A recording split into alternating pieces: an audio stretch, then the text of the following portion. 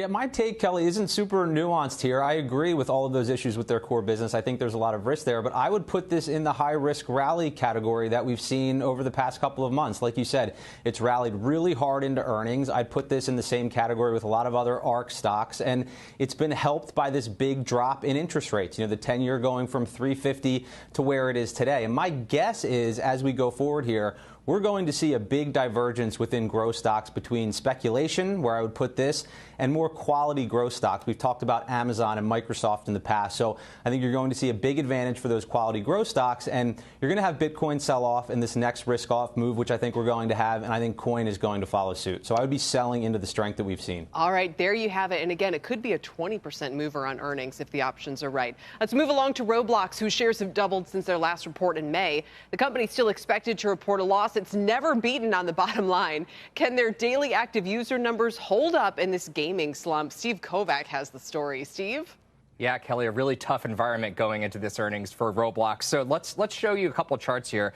If we can show the 90-day chart for Roblox, it's up a whopping 90%. It's been just on a huge tear since May. This is after they kind of gave some alleviated some investor concerns, let's just say, that they're going to kind of lap those pandemic comps and things will look a little bit better. Still, growth is really the name of the game here for Roblox. Can they continue to grow in this tough environment when people are spending less on gaming? But look at the 52-week high. Even though they've been on this huge run, they're still about 45% off their all-time high from last fall. So there's still a lot more room to go. Back when we were all talking about the metaverse and everyone was super excited about it, we're not back there yet, Kelly. So that's one thing to watch. And then the other thing is advertising. So besides selling digital goods, Roblox is just now starting to dip its toe into advertising. They talked about that on the earnings call last time. But the idea here is, Kelly, there are tens of millions of people using, mostly kids, using Roblox every day. Let's get some brands in there and start collecting some ad revenue. Right, or let's not. It always goes in that direction, but it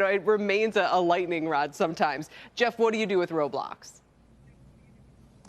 So we had a similar discussion on Fast Money last night relative to chips and the charts, and we just mentioned this. Another really big rally into earnings. So any weakness in results or guidance, you could see the stock sold hard. Look at NVIDIA, for example. They came out with that warning yesterday. You had a 30% rally, and now the stock is selling off really hard. And all of that warning was really around gaming, right? And we've heard from companies like EA. They've had solid revenue and earnings, but it's these forward-looking warnings that we're seeing, growth rates slowing, similarly with Take-Two last night. So that's what concerns me. Look, I like the product. I mean, I'm embarrassed to say how much money my kids have spent on Roblox, but they're not going to be profitable for quite some time. And again, I think it's something that gets sold in the next risk-off move. All right, Steve, we'll let you go, and we'll see you back in just a moment. As we turn to Wynn Resorts, that's our final name and earnings exchange today. It's expected to also report a loss. The shares have slumped 25% this year. They still have 10% short interest. Record revenues in Vegas have been weighed down by COVID problems in Macau and recession fears. Contessa Brewer has the story on Wynn for us. Contessa.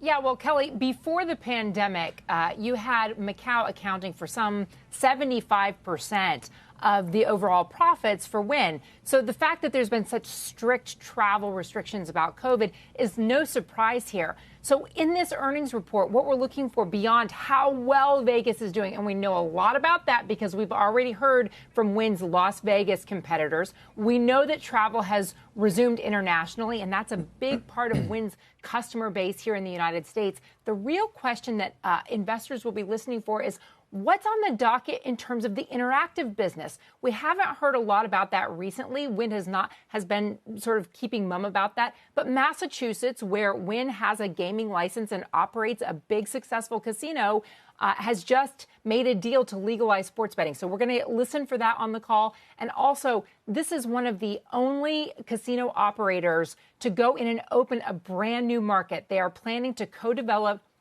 an integrated resort in the Middle East. This is groundbreaking, and you can be sure the analysts want to hear more about when that might take place and what shape it's going to take. So we'll be listening for that on the call. Yeah, it seems like they have a lot of new things going on, Jeff, but the shares still are struggling, down about 40% year to date. Yeah, I guess my takes here are sort of indicative about the way I feel on the entire market right now, but the theme is the same here. It's another big rally, but also another bad chart. It's still in a clear downtrend. It broke through that $68, $69 a share level, which could have been support. You can play it as kind of a speculative bet on China reopening, but obviously there's a lot of guesswork there. It's hard to predict, but there's clearly pent-up demand. So if you want to take a risk, that's fine. But I would be more comfortable with an MGM. So here's a little bit more of a positive take. 85% revenue exposure here in the United States, leverage to China some, but not totally dependent on it. And they're far better off in the online gaming betting area. They're grabbing share there. They're cutting costs, talking about profitability in 2023. I do worry a little bit about that chart as well. But if it was a would you rather, I would be going with MGM. Well, I was going to ask if there's anything you liked in this market. So there you've given us at least a hint of something with the MGM pick. Jeff, thank you. Jeff Mills with our trades today. Contessa, thank you as well.